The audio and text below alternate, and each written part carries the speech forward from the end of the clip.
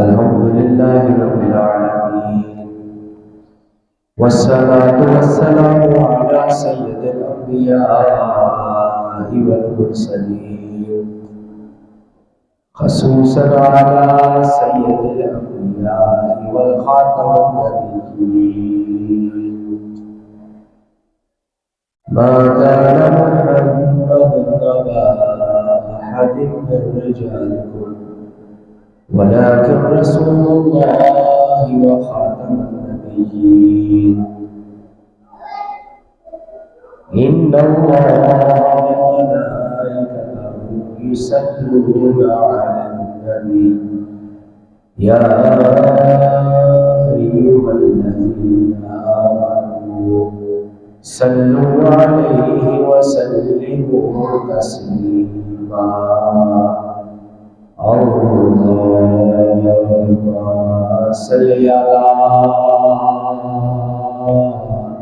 مل کر پڑھیں درود شریف، سیدنا محمد وعلی آل سیدنا محمد وصحابہ سیدنا محمد وبارک وسلم علیہ. اللهم صل علی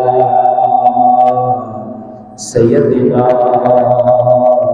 محمد وعلی آل سیدنا محمد وصحابہ سیدنا محمد وبارک وسلم علیہ. تمام سننے والوں کو میری طرف سے السلام علیکم. اللہ رب العزت کی پاک ذات کا شکر بجا لاتے ہیں جس نے ہمیں ہماری زندگیوں میں ایک مزید جمعہ مبارک عطا فرمایا.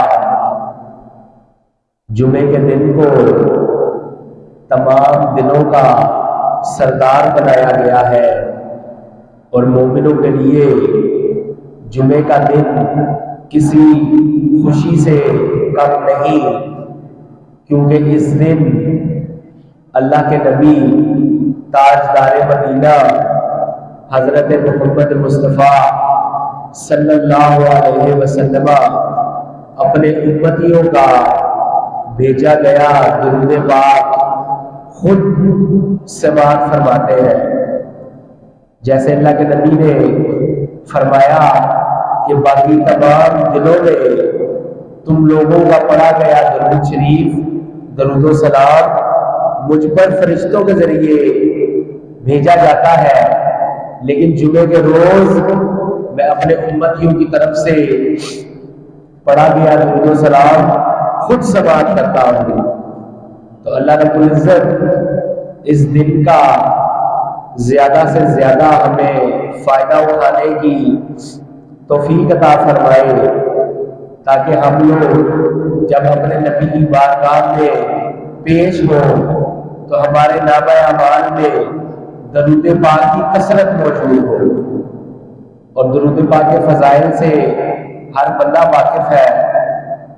تو درود شریف تو عاشقوں کے لیے ایک ایسی چیز ہے کہ جس کے بغیر جیسے مچھلی پانی کے بغیر، تو خود بھی درود شریف پڑھنے کا معمول بنائے، اپنے بچوں کو بھی درود شریف کی بابرکت محفلوں میں بٹھائے اور ان کو یہ چیز سمجھائے کہ اللہ کے نبی پر درود و سلام پڑھنا رب العزت کا کام ہے. جیسا اللہ نے قرآن میں فرمایا کہ میں اور میرے فرشتے نبی پاک صلی اللہ علیہ وآلہ وسلم پر درود و سلام بھیجتے ہیں. اے ایمان والو تم بھی میرے نبی پر درود و سلام بھیجو. تو اللہ رب العزت ہمیں اس قابل بنا دے کہ ہماری زبانوں سے ادا کیے گئے درود و سلام کو اپنی بارگاہ میں قبول کرے اور اپنے نبی کی شانوں میں مزید اضافہ کرے۔ مسلمانوں کے لیے جو یہ دنیا تباہی کی طرف جا رہی ہے، قیامت کی طرف جا رہی ہے، مومنین کے لیے، مسلمانوں کے لیے دنیا اتنی ہی سخت کی جا رہی ہے۔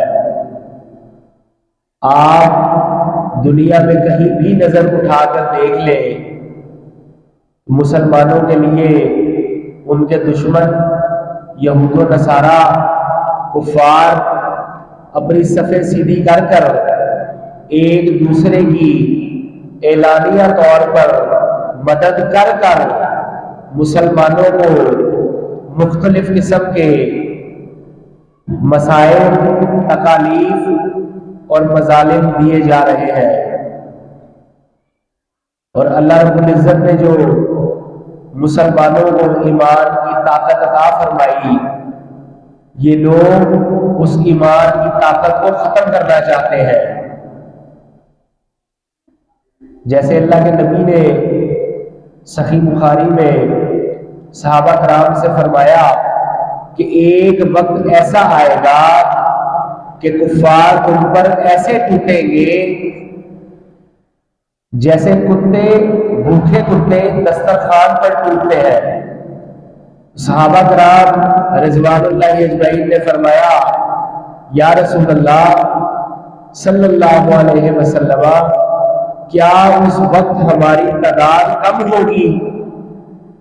تو اللہ کے نبی نے فرمایا کہ اس وقت تم تعداد میں آج سے بہت زیادہ ہوگی، لیکن اللہ تمہارے دلوں میں وہن ڈال دے گا۔ صحابہ کرام نے پوچھا کہ یہ وہن کیا چیز ہے؟ تو اللہ کے نبی نے فرمایا دنیا کے مال و دولت کی محبت اور موت کا ڈر۔ تو آج بلا شبہ 57 اسلامی ممالک مل کر بھی قبلہ اول کو آزاد نہیں کروا سکتے۔ فلسطینیوں پر دن رات ظلم و ستم کے پہاڑ توڑے جا رہے ہیں، لیکن تمام مسلم امہ ایک خاموش تماشائی بننے کے علاوہ اور کچھ نہیں کر پا رہی۔ میری نظر میں آج سب سے زیادہ دعاؤں کی ضرورت ان 57 اسلامی ممالک کو ہے، کیونکہ فلسطینیوں کی تو صرف جان جا رہی ہے، وہ تو شہادت کے مرتبے پر فائز ہو رہے ہیں۔ مسلم امہ کے تمام کرتا دھرتا ان سب کا تو ایمان داؤ پر لگ چکا ہے کہ اللہ کے نبی کی بات کو جھٹلا دینا، اللہ کے قرآن میں فرمائے گئے ارشادات کو پس پشت ڈال دینا، یہود و نصارہ کے ساتھ مل کر مسلمانوں کی نسل کشی کروانا، یہ سب ایمان کے خاتمے کی علامات ہے۔ جیسے اللہ کے نبی نے فرمایا کہ ویل للعرب، کہ عربوں کے لیے ہلاکت ہے۔ اب وہ ہلاکت کون سی ہے؟ آج آپ مڈل ایسٹ میں دیکھیں، دنیا کا سب سے زیادہ عیاش جو علاقہ سمجھا جاتا ہے وہ دبئی ہے۔ اسی ڈگر پر دوسرے عرب ممالک بھی چل پڑے ہیں۔ اب سعودی عرب بھی ایک ایسا شہر تعمیر کرنے جا رہا ہے کہ جس میں ہر قسم کی فحاشی اور ہر قسم کی بے باکی کی کھلی چھٹی دے دی جائے گی، اور دوسری طرف وہ بیت المقدس جس کی طرف منہ کر کر میرے اور آپ کے نبی نے 16 یا 17 ماہ نماز ادا کی، اس کی حفاظت کرنا تو دور کی بات، وہاں پر کٹنے والے معصوم مسلمانوں کے لیے آواز اٹھانا بھی گناہ سمجھا جاتا ہے۔ اس معاشرے میں مظلوم مسلمان کی مدد کرنا تو دور کی بات، اس کے لیے آواز اٹھائے جانے والا بھی گناہگار سمجھا جاتا ہے۔ تو یقین رکھیں کہ اللہ کا انصاف جب اپنا راستہ لیتا ہے تو پھر وہ نہیں دیکھتا کہ یہاں بلند و بالا عمارات ہے یا ان کے پاس بہت زیادہ تعداد میں ڈالرز پڑے ہیں یا ان کے پاس دنیا کی بہت بہترین ٹیکنالوجی ہے۔ جب قدرت نے اپنا فیصلہ کرنا ہے تو وہ فیصلہ اٹل ہے۔ سلطان صلاح الدین ایوبی رحمت اللہ علیہ، جن کو اللہ تعالیٰ نے بیت المقدس کی فتح نصیب فرمائی،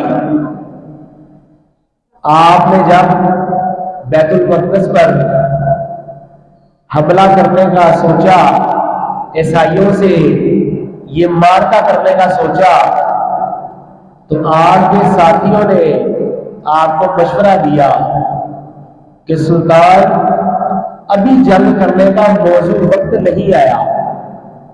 تو آپ نے پوچھا اس کی کیا وجہ؟ تو آپ کے ساتھیوں نے فرمایا کہ تمام دنیا کے یہود و نصارا اکٹھے ہو چکے ہیں اور وہ ہمیں بیت المقدس کو کبھی فتح کرنے نہیں دیں گے۔ تو اگر آج کا کوئی مسلم امہ کا لیڈر ہوتا تو پہلی بات تو یہ کہ وہ حملہ کرنے کا سوچتا ہی نہ۔ اگر کسی وجہ سے اس کے دل میں غیرت ایمانی جاگ جاتی اور وہ حملہ کرنے کا سوچتا تو اس طرح کی بات سن کر وہ یقیناً اپنے قدم پیچھے ہٹا لیتا۔ سلطان صلاح الدین ایوبی نے کیا کہا کہ اس سے بہتر وقت تو کوئی ہو ہی نہیں سکتا کہ میں تمام کفار کو ایک ہی جگہ پر کاٹ دوں گا۔ آج مسلمان نے جہاد کو پسے پشت ڈال دیا۔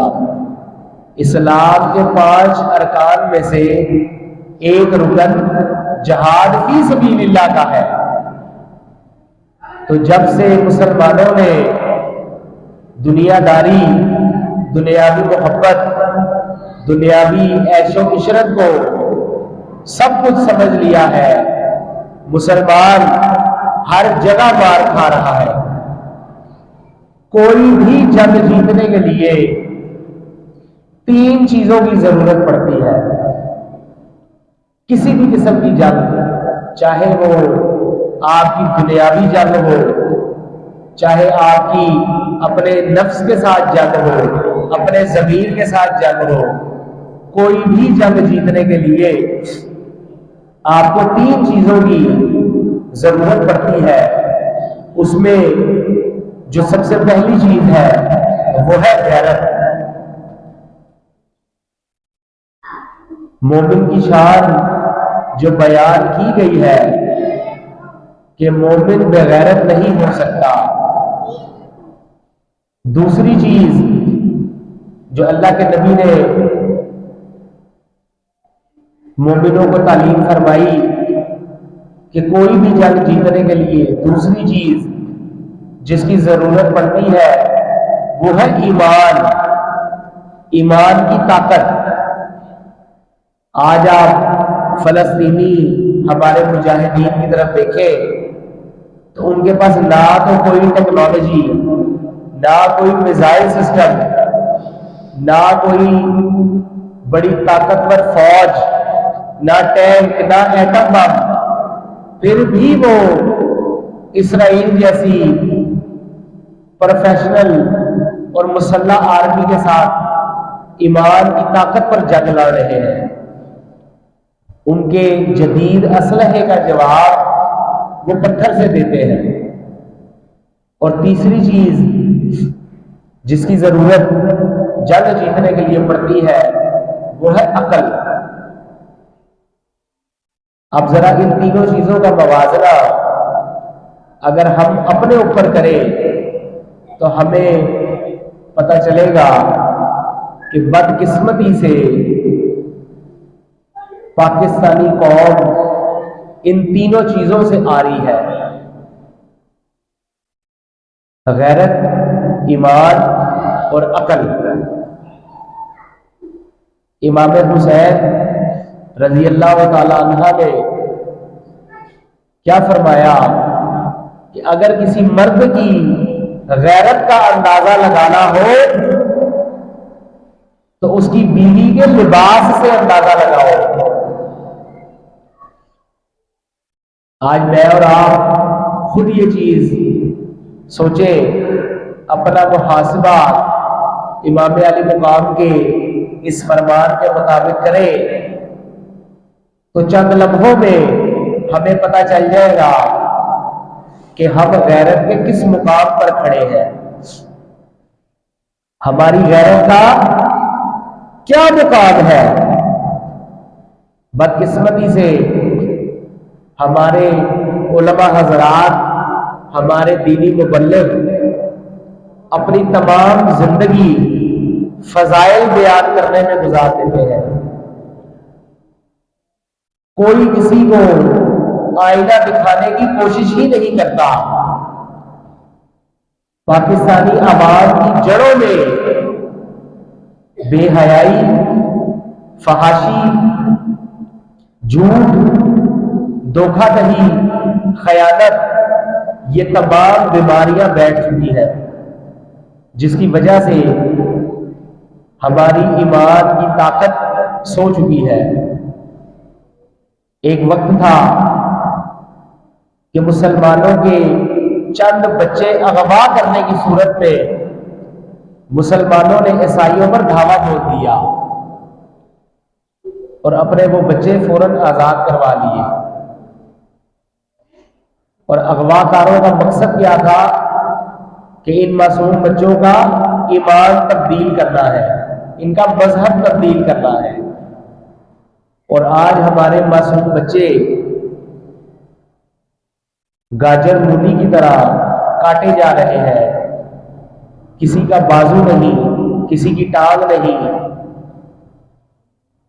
کوئی منو مٹی تلے آج دفن ہوا اور 4 دن بعد اس کا جسم اداروں نے باہر نکالا تو ہمیں اس کی کوئی پرواہ نہیں۔ ہمارے نوجوان جس کو اقبال نے شاہین کا نام دیا، وہ ہماری بچیوں کے ٹک ٹاک کو دیکھنا زیادہ افضل سمجھتے ہیں۔ آپ خود اس چیز کا فیصلہ کریں کہ پاکستان کی کتنے فیصد آبادی ہے جو حلال کھاتی ہے، حلال کماتی ہے۔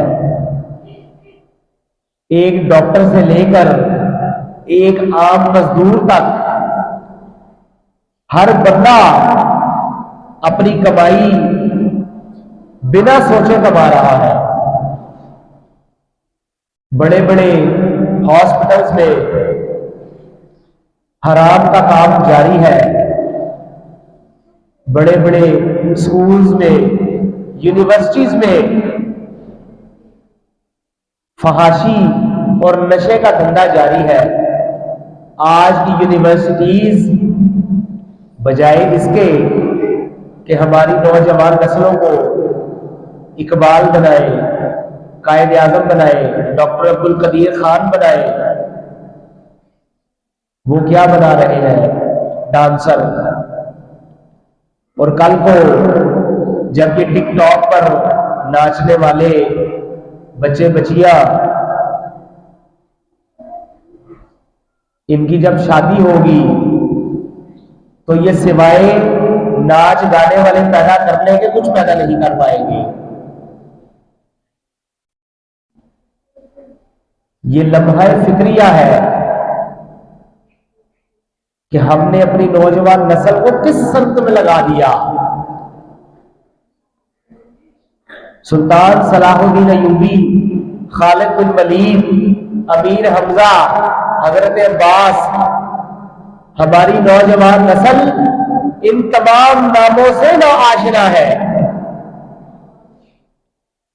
آج ہماری نسلوں کو پتا ہے تو بس یہ پتا ہے کہ ٹک ٹاک کیسے بنانا ہے، سوشل میڈیا یا انسٹاگرام کا استعمال کس طریقے سے کرنا ہے۔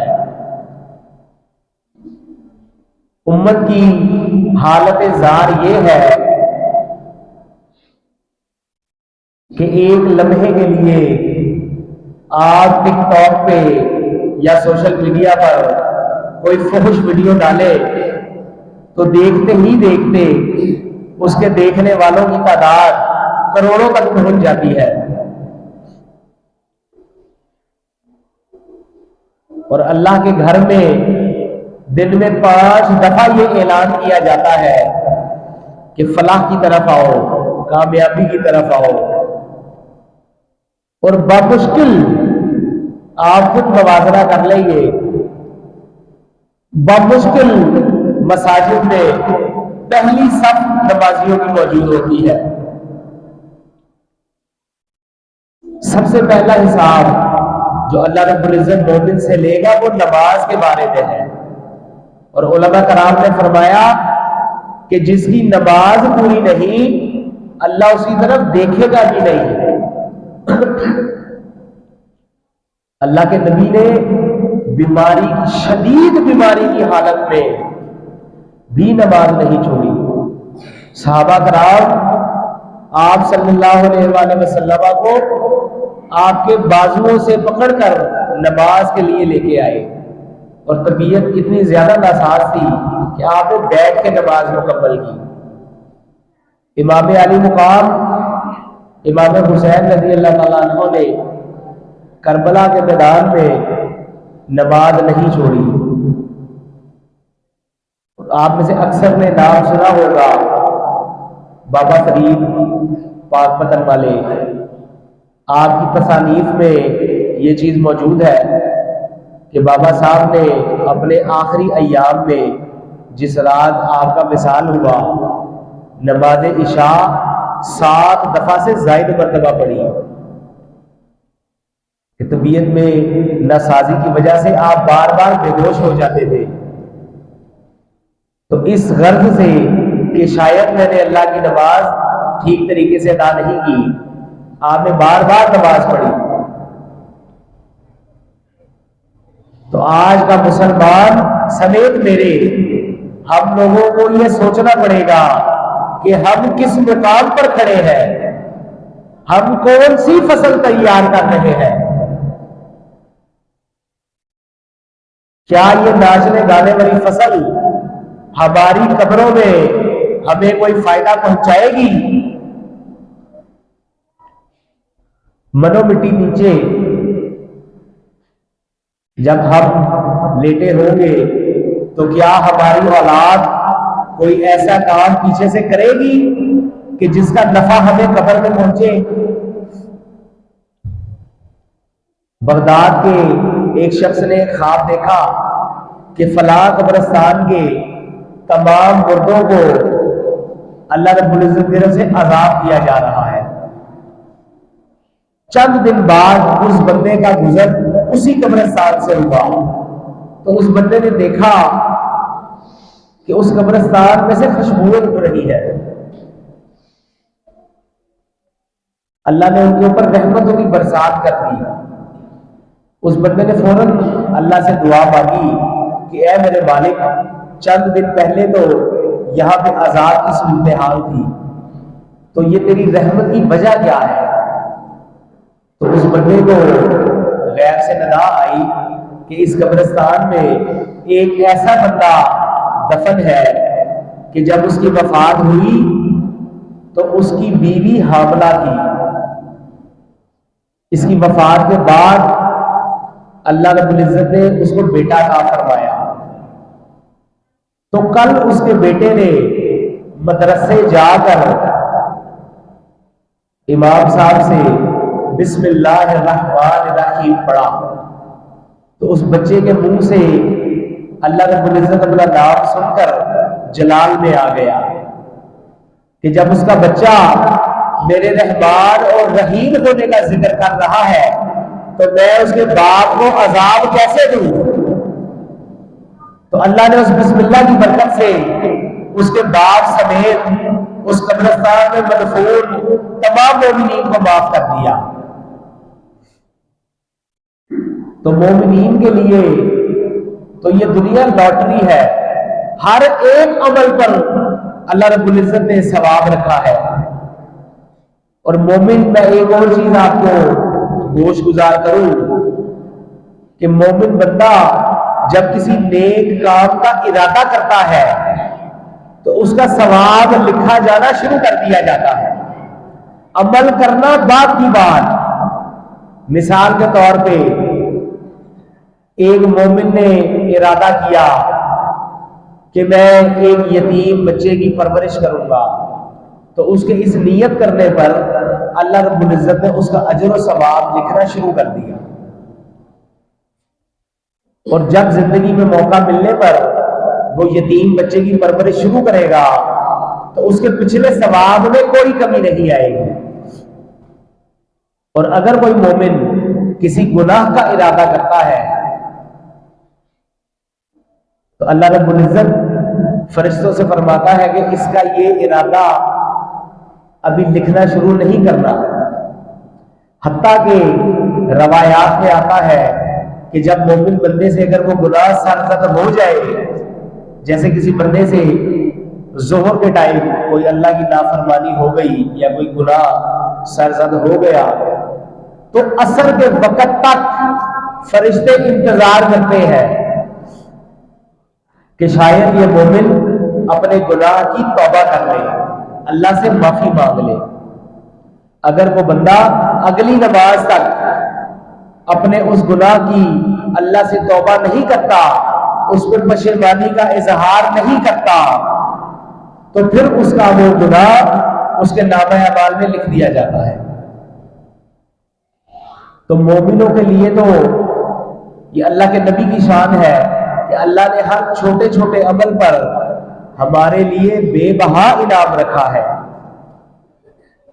بے بہا نیکیاں رکھی ہے۔ ذرا ایک لمحے کو سوچیں کہ آج کل کے دور میں حج کرنا کتنا مہنگا کام ہے۔ میرے خیال سے غالباً 15-16 لاکھ روپیہ اگر موجود ہو تو پھر آپ حج کر سکتے ہیں۔ تو اللہ نے یہ دین بڑا آسان اور بڑا خوبصورت پیدا کیا کہ جو بندہ اپنے والدین کو محبت کی نظر سے دیکھے گا اس کو ایک مقبول حج کا ثواب عطا کیا جائے گا۔ ایک طرف بندہ 16-17 لاکھ لگا کر وقت لگا کر حج کرنے جائے اور وہاں پتہ نہیں وہ قبول ہو بھی کہ نہیں ہو، تو لیکن جس کے پاس ماں باپ کی نعمت موجود ہے وہ ایک لمحے کے لیے ان کو محبت کی نظر سے دیکھے تو اللہ رب العزت اس کو مقبول حج کا ثواب عطا کرتا ہے۔ اسی طرح آگے انشاءاللہ رمضان المبارک بھی آ رہا ہے، لاکھوں کی تعداد میں مومنین اللہ کے نبی کی سنت کو زندہ کرنے کے لیے اس ماہ مبارکہ کے آخری عشرے میں اعتکاف کرتے ہیں۔ تو جو مومنین اعتکاف میں نہیں بیٹھ سکتے ان کے لیے حضرت عمر فاروق رضی اللہ تعالیٰ عنہ کا نسخہ بتاتا ہوں کہ جس نے کسی مومن کی پریشانی دور کی اللہ اس کو 10 اعتکافوں کا ثواب عطا کرتا ہے۔ تو یہ ضروری نہیں کہ آپ سارے دنیا کے کام چھوڑ کر مسجد میں ڈیرا بنا کے بیٹھ جائیں، راہ چلتے بھی آپ نیکیاں کما سکتے ہیں۔ مومن کا ہر اٹھنے والا قدم اس کے لیے نیکیاں سمیٹ سکتا ہے۔ رستے سے ایک تکلیف دہ چیز ہٹا دینا کہ اس سے کسی کو نقصان نہ پہنچے، اللہ نے اس کے لیے بے پناہ اجر رکھا۔ کسی دوسرے مومن کے لیے دل میں پریشانی محسوس کرنا، اس کے لیے دل سے دعا کرنا، یہ بے پناہ اجر والے کام ہے۔ بنی اسرائیل کے دور میں جیسے ہر امت کے لیے عبادت کا ایک مخصوص طریقہ ہے، بنی اسرائیل کے دور میں عبادت کا طریقہ کیا تھا کہ جو شخص عبادت کرنا چاہتا وہ مصلی یا کوئی کپڑا بچھا کر بیٹھتا اور اپنے سامنے ایک ٹہنی لگا لیتا۔ اگر وہ ٹہنی ہری ہو جاتی تو اس کو سمجھا جاتا کہ اس کی عبادت قبول ہو گئی۔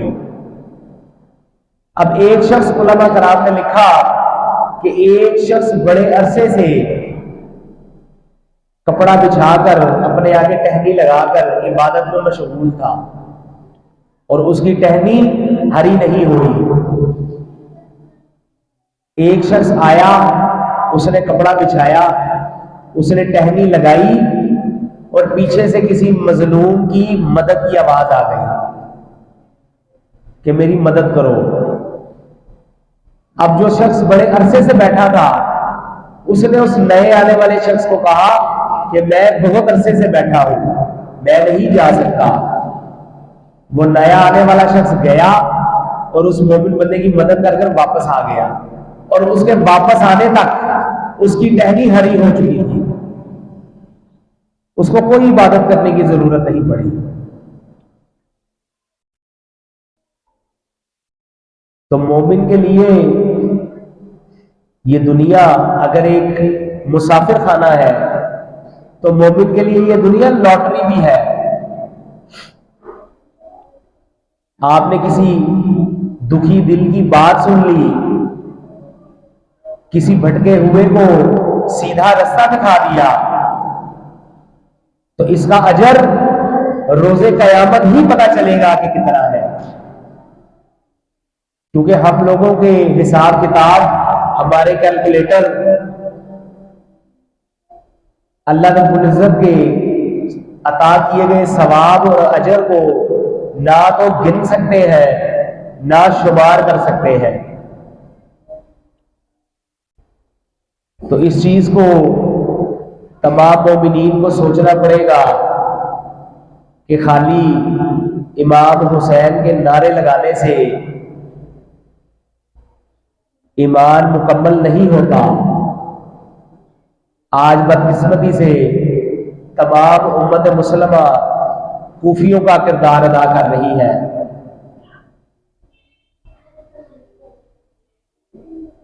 پاکستان وہ ملک ہے جس میں سب سے زیادہ الحمدللہ عید میلاد النبی کے جلوس نکالے جاتے ہیں۔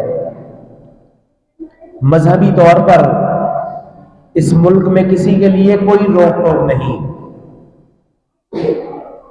سب سے زیادہ مجالس اور جلوس محرم الحرام میں پاکستان میں نکالے جاتے ہیں۔ تبلیغی جماعت کے سب سے بڑے اجتماعات پاکستان میں منعقد کیے جاتے ہیں۔ بزرگان دین کے عرس سب سے زیادہ پاکستان میں منائے جاتے ہیں۔ اس کے باوجود ہماری حالت زار یہ ہے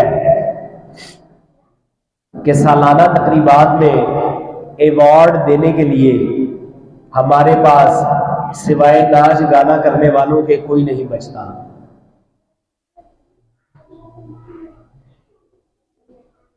پچھلے 76 یا 78 جتنے بھی سال پاکستان کو بنے ہو چکے ہیں، آپ اس میں خود سوچیں، ہر بندہ اپنا محاسبہ خود کرے کہ میں نے پاکستان کو کیا دیا۔ ضروری نہیں کہ گورنمنٹ آف پاکستان کے اکاؤنٹ میں پیسے جمع کروانے والے کو ہی کچھ سمجھا جائے گا۔ میں خود سوچوں کہ میں نے پاکستان کو کیا دیا۔ کیا میں نے پاکستان کو اپنے بچوں میں سے کوئی ایسا بچہ تیار کر کر دیا جو اس قوم کی خدمت کر سکے؟ اتنے سالوں میں اس قوم کو ترجمے سے قرآن پاک بھی نہیں پڑھایا جا سکا. یہاں پہ قرآن ترجمے کے لیے کون کھولتا ہے؟ بریلوی کھولے گا تو عید میلاد النبی کی روایت ڈھونڈنے کے لیے، شیعہ کھولے گا تو ماتم اور مجلس کو سچا ثابت کرنے کے لیے، تبلیغی جماعت کے لوگ کھولیں گے تو تبلیغ کو ثابت کرنے کے لیے.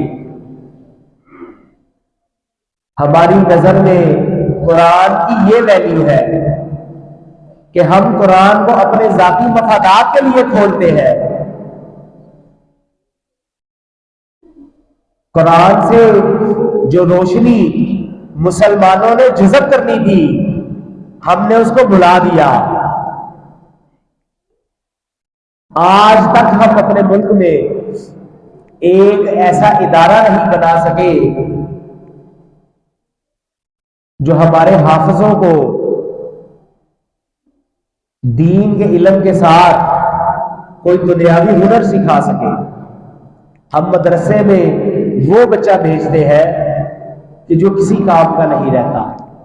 جس بچے کے بارے میں اسکول والے یا ٹیوشن والے ہمیں کہہ دیں کہ جی یہ کسی قابل نہیں، یہ بچہ نہیں پڑھ سکتا، ہم اسے مدرسے بھیج دیتے ہیں.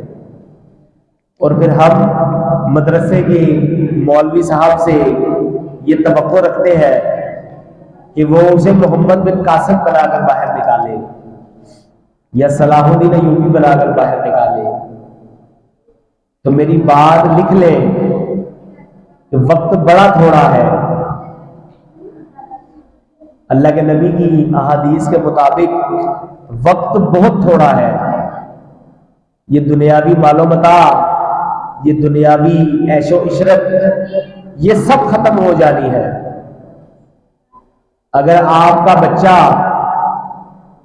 یہ تمام مومنین کے لیے ہے یہ بات، اگر میرا بچہ میرا جنازہ نہیں پڑھا سکتا تو اس میں اس کی غلطی سے زیادہ میری غلطی ہے. اگر میرا بچہ مجھے غسل میت نہیں دے سکتا تو اس میں سب سے زیادہ غلطی میری اپنی ہے. تو اپنے بچوں کو دین کی سمجھ دیں، انہیں ادھر ادھر ایمان چوری کرنے والوں کے حوالے نہ کریں. خود دین سیکھیں، اپنے بچوں کو دین سکھائے، بزرگان دین کی تصریفات پڑھائے، احادیث بتائے، رات کو سونے سے پہلے بچوں کو چاروں یاروں کے واقعات سنائے، امام حسین کی استقامت کا بتائے، فلسطین میں ہونے والے مظالم اپنے بچوں کو بتائے کہ یہودی کس طریقے سے راسبانہ طور پر مسلمانوں کے علاقے پر قابض ہے. اور جب امریکہ کھل کر اسرائیل کی حمایت کا اعلان کر سکتا ہے تو 57 اسلامی ملک فلسطین کی امداد کا یا حمایت کا اعلان کیوں نہیں کر سکتے؟ اس کی وجہ صرف یہی ہے کہ آج ہم نے اپنے دلوں میں دنیاوی محبت کو اللہ کے دین سے زیادہ ترجیح دے دی. تو اللہ رب العزت فرماتا ہے کہ میرے پاس آنے کی کوئی عمر نہیں، کوئی قید نہیں، رجوع کرنے کی کوئی عمر نہیں. ایک بندہ 100 سال کی عمر میں سینکڑوں کی تعداد میں نافرمانیاں کر کر میرے پاس آئے تو میں اس کی توبہ قبول کروں گا. تو بحیثیت پاکستانی، بحیثیت ایک طالب علم، میرا خاص طور پر پاکستانی تمام عوام کو یہ درخواست ہے کہ اپنے معاملات پر بڑی سختی سے غور کریں. اللہ کے نبی نے جن چیزوں سے منع فرمایا آج ہم چن چن کر وہی کام کر رہے ہیں. بددیانتی، جھوٹ بولنا، خیانت کرنا، ایک دوسرے کو دھوکہ دینا. اللہ کے نبی کو کیا منہ دکھائیں گے ہم جا کر؟ آئینہ دکھانے والے علماء کرام کی بڑی کم تعداد ہے. فضائل سنا دینا یا جنت کی بشارتیں دے دینا جنت کے واقعات سنا دینا. میری نظر میں ایک مبلغ کا اصل کام یہ نہیں ہے. مبلغ کا اصل کام ہے قوم کی تیاری کرنا، معاشرے کو سدھارنا، ایک دوسرے کو ایک دوسرے کی خاطروں کا بتانا. تو ہم مل کر کوشش کریں گے تو انشاءاللہ تعالی ہم اپنے معاشرے کو ویسا بنا لیں گے جیسا اللہ کے نبی نے فرمایا. اور یقین مانے کہ علامہ اقبال نے جو فرمایا طور تو موجود ہے موسیٰ ہی نہیں، کہ جس دن ہم لوگوں نے اپنا اپنا قبلہ درست کر لیا تو ہماری زمینوں سے سونا بھی نکل آئے گا اور ہمارے آسمان سے رحمت اور برکت والا پانی بھی اللہ تعالیٰ بھیج دے گا. اللہ تعالیٰ ہمیں وہ معاشرہ قائم کرنے کی توفیق عطا فرمائے جو معاشرہ اللہ کے نبی نے مدینہ المنورہ میں قائم کیا. اس کے لیے ہم سب کو مل کر کام کرنے کی ضرورت ہے. آج کے سیاستدان، آج کی بیوروکریسی، آج کے جاگیردار یہ صرف اپنی اپنی سوچتے ہیں. اپنی نسلوں کا ہمیں خود سوچنا ہے اور اپنے اعمال کا جواب ہمیں خود دینا ہے. اللہ رب العزت میرا بولنا، آپ کا سننا قبول فرمائے، ہمارے دلوں کا رخ اپنی طرف پھیر لے اور فلسطین کے مسلمانوں کی غیبی مدد فرمائے. وآخر دعوانا ان الحمدللہ رب العالمین.